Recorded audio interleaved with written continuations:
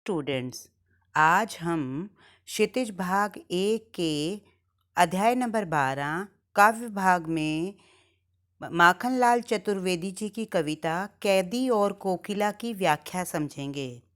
बच्चों, सबसे पहले हम इस कविता के पाठ परिवेश के बारे में थोड़ा सा समझ लें कि यह कविता ब्रितानी उपनिवेशवाद के शोषण तंत्र का बारीक विश्लेषण करता कैदी और कोकिला कविता माखनलाल चतुर्वेदी जी की बहुत लोकप्रिय रही है। यह कविता भारतीय स्वाधीनता सेनानियों के साथ जेल में किए गए दुर्व्यवहारों और यात्राओं का मार्मिक वर्णन प्रस्तुत करती है।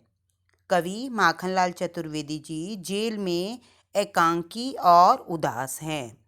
कोकिल ने अपने मन का दुख, असंतोष और ब्रितानी शासन के प्रति, ब्रितानी शासन मीन्स अंग्रेजी शासन के प्रति अपने आक्रोश को व्यक्त करते हुए कहा है कि वह यह जो समय है यह मधुर गीत गाने का नहीं बल्कि मुक्ति का गीत गाने का समय है। मुक्ति का गीत गाने का समय क्यों कवि माखनलाल चतुर्वेदी जी ने कहा है बच्चों? क्योंकि वो अंग्रेजी सरकार से मुक्त होना चाहते हैं। वो भारत को आज़ादी की इन जंजीरों से मुक्त कराना चाहते हैं। इसलिए उन्होंने मुक्ति का गीत गाने का सुनाने का के लिए कहा है। कवि को लगता है कि कोयल भी पूरे देश को एक कारागार के रूप में देखने लगी है, इसलिए वो अर्धरात्रि में चीख रही है। बच्चों, इस कविता में अंग्रेजी शासन द्वारा भारतीय स्वतंत्रता सेनानियों पर किए गए अत्याचारों और संघर्षों और यातनाओं का दुखद चित्रण प्रस्तुत किया गया है। इसमें जेल में बंद कवि एक राजनीतिक कैदी हैं, जबकि कवि ने कहा है कि वो खुद एक राजनीतिक कैदी हैं, जबकि अंग्रेज़ों ने उन्हें कैद में सामाजिक कैदियों के साथ रखा हुआ है। क्योंकि बच्चों, अंग्रेज़ जो है वो भारतीयों के साथ बहुत बुरा व्यवहार करते थे। उन्होंने ये बताया कि जबकि वो राजनीतिक कैदी थे लेकिन फिर भी उन्हें चोरों के साथ, बटमारों के साथ, डाकुओं के साथ रखा जाता था, ताकि भारतीय जो हैं वो हताहत हो जाएं, दुखी हो जाएं और जो उनके ऊपर एक धुन सवार है देश को आज़ाद कराने की, वो हताश निराश होकर इस विचार से को छोड़ दें। तथा अंग्रेजी सरकार इन पर इतने अधिक अत्याचार करती थी, उस सारे अत्याचारों को इस कविता में जो कैदी और कोकिला है उसमें वर्णन किया गया है। बच्चों, इसमें कोकिला से माखनलाल चतुर्वेदी जी संवाद कर रहे हैं। संवाद का मतलब बातचीत कर रहे हैं। आप जब इस कविता को पढ़ोगे तो आपको ये लगेगा कि क्योंकि आधी रात के समय उन्हें जब वो उस काल कोठरी में बंद हैं तो आधी रात के समय उन्हें कोयल की हूक सुनाई देती है, कोयल की चीख सुनाई देती है, जबकि कोयल जो है आधी रात में नहीं बोलती। इसलिए वो जब उसको कोयल की आधी रात में चीख सुनते हैं तो वो अपने मनोभावों को व्यक्त करते हैं और कोयल को कहते हैं कि ये तुम्हारे दुख का, इसमें कोयल के स्वर जो है कभी दुखी सुनाई देते हैं, कभी उदास, और कभी जो है उसका स्वर, कोयल का स्वर विद्रोह रूप में प्रकट होता है। इसलिए इस कविता में कोयल को संबोधित करते हुए माखनलाल चतुर्वेदी जी क्या कहते हैं? क्या गाती हो, क्यों क्यों क्यों रह रह जाती हो, कोकिल बोलो तो, क्या लाती हो, संदेशा किसका है, कोकिल बोलो तो। बच्चों, सबसे पहले क्या है कि इसमें कोयल को संबोधित करते हुए माखनलाल चतुर्वेदी जी कहते हैं कि क्या गाती हो, क्योंकि कोयल जो है बच्चों वो हमें सुबह उसका मीठा स्वर सुनाई देता है, लेकिन आज जब माखनलाल चतुर्वेदी जी जब काल कोठरी में बंद हैं, जेल में बंद हैं, तो उन्हें आधी रात के समय कोयल की जब आवाज़ सुनाई देती है तो वो उसके स्वर को सुनकर कोयल को संबोधित करते हुए कहते हैं कि तुम आधी रात के समय क्यों गा रही हो, क्यों रह जाती हो, और फिर कभी गाती हो, और फिर गाकर फिर थोड़ी देर के लिए तुम क्यों चुप रह जाती हो, तुम्हारे गाने का क्या मतलब है। अर्थात तुम क्या तुम्हें देशवासियों ने कोई हमारे लिए संदेशा भेजा है, या तुम अपने प्राणों को बचाने के लिए गाती हुई फिर चुप हो जाती हो। तो जहाँ पर बच्चों किसी को संबोधित करके हम कविता कहते हैं, वहाँ पर कौन सी शैली होती है, संबोधन शैली होती है। तो यहाँ पर संबोधन शैली का वर्णन किया गया है कि माखनलाल चतुर्वेदी जी कोयल को संबोधित करते हुए कहते हैं कि तुम क्या गा रही हो, और गाती हुई फिर तुम क्यों चुप हो जाती हो, इसके पीछे क्या कारण है। हे कोयल, तुम कुछ तो बोलो।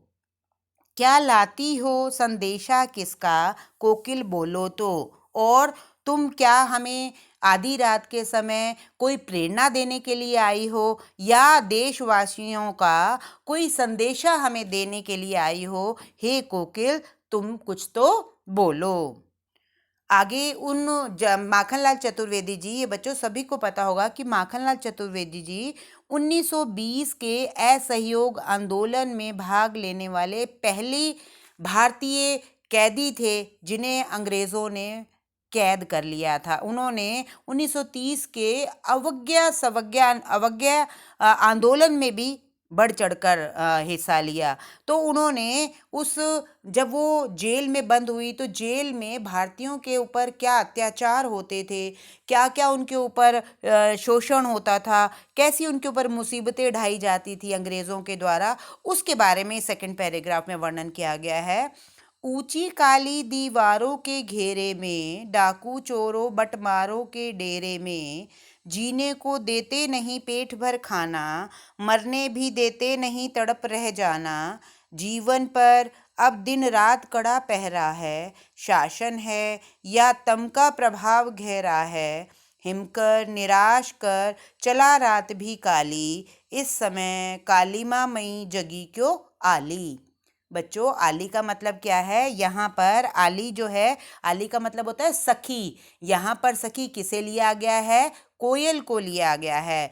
तो माखनलाल चतुर्वेदी जी फिर सखी रूपी उस कोयल को ही संबोधित करते हुए क्या कहते हैं, ऊंची काली दीवारों के घेरे में।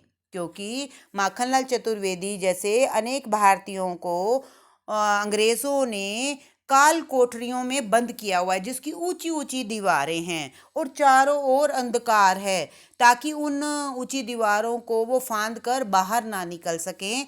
और उन्होंने कहा है कि जहां हमें अंग्रेज़ों ने जिस कारागार में बंद किया हुआ है, उसकी ऊंची ऊंची दीवारें हैं और चारों ओर कालिमा अर्थात अंधकार ही अंधकार हमें दिखाई देता है।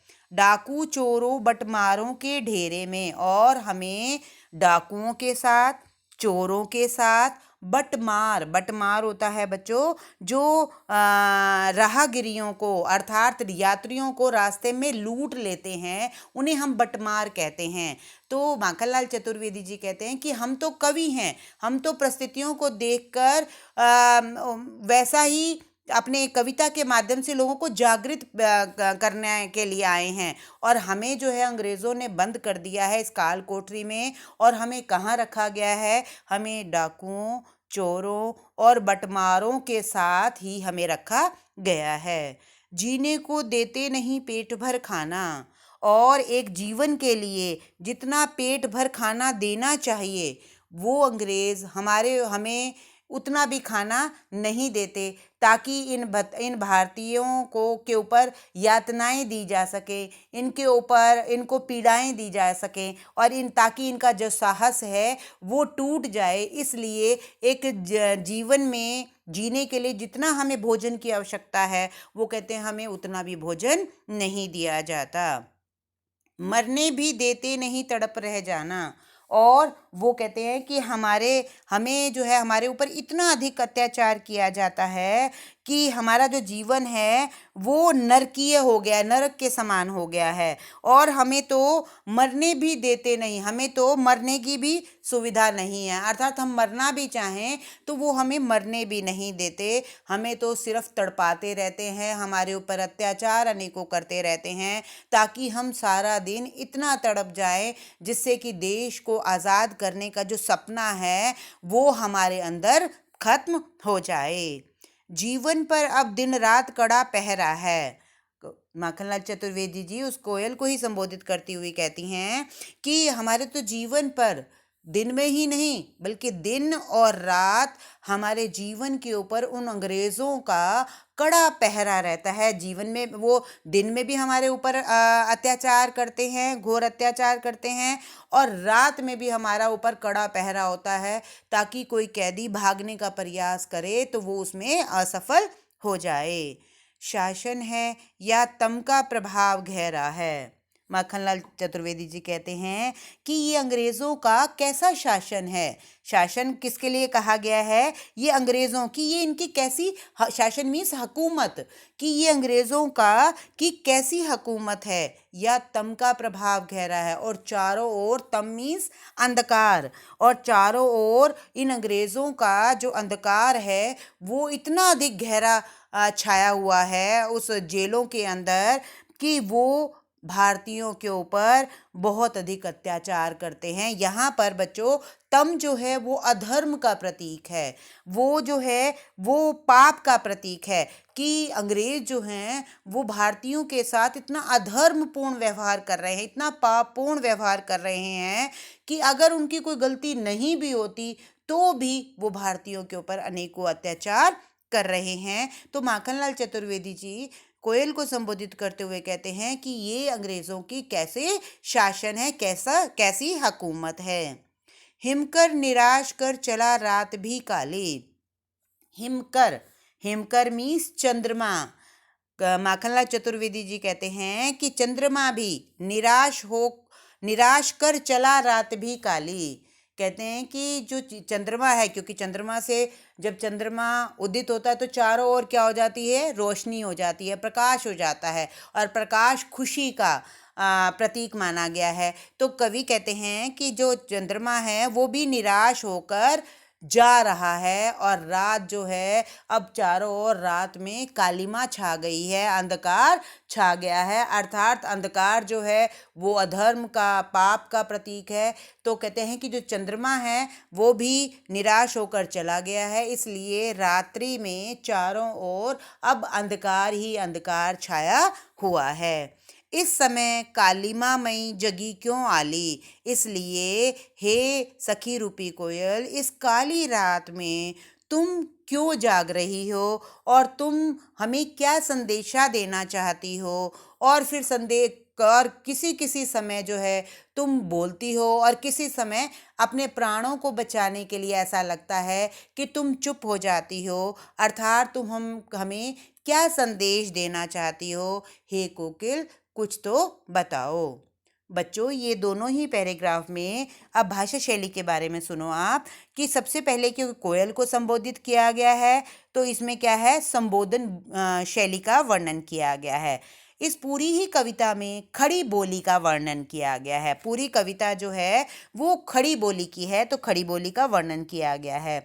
उसके बाद जो सेकंड पैराग्राफ में जेल की कठिनाइयों के बारे में, कि अंग्रेज़ों ने भारतीयों के ऊपर क्या क्या अत्याचार किए, सेकंड पैराग्राफ में बताया गया है।